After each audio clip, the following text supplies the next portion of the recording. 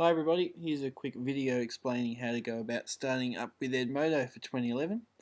You'll notice one quick change here on the screen. It's now mphps.edmodo.com, so this is our own school's little version of Edmodo. It means that we can be separate from the rest of the Edmodo community and collaborate across classes. It also means that we can now use a couple of the new features such as the parent sign up, and we can also look at statistics on use and things from a school perspective. So that's now the web address to get to Edmodo. Just chuck mphps at the beginning there. Okay, now what you need to do if you're first starting out, for teachers that haven't used Edmodo before, click on I'm a teacher. Now there's a school code you need. I'll have that in the email that is also on the email with the link to this webcast. So all you need to do is just put the code in there, give yourself a username and a password, put in your Edgemail password, and then obviously the rest of the details, and go sign up.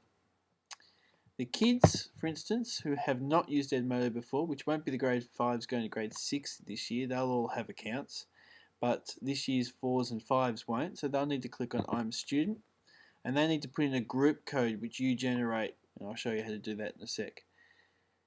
Username, we just use the cases ID or something that they can easily remember, and password, in the past we've just used their first name, but you may want to talk to them about cyber safety and perhaps using a slightly more complex password that only they know.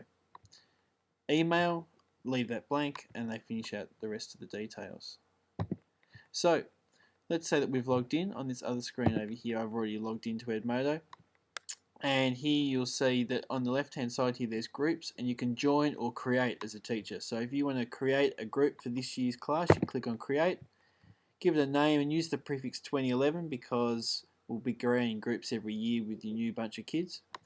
Select a grade, pretty easy, and then subject area, you'll choose all. When you go create, it'll give you a special code. Now I created one just before, and you can see on the board here I made 4TH, and that was the code that it gave me.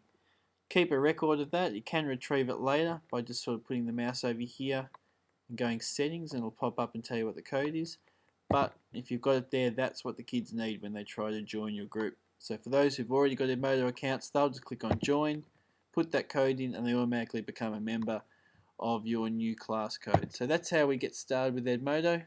New kids need to sign up with the code that you've already made. Kids that already have accounts simply need to just log themselves in and go join over here. And as a teacher, you need to create those groups for them to be a member of. So hopefully that makes it nice and clear. For the first start, you probably just get them on there, typing notes to each other and a bit of communication, and then you can go into some more complex use. So have fun.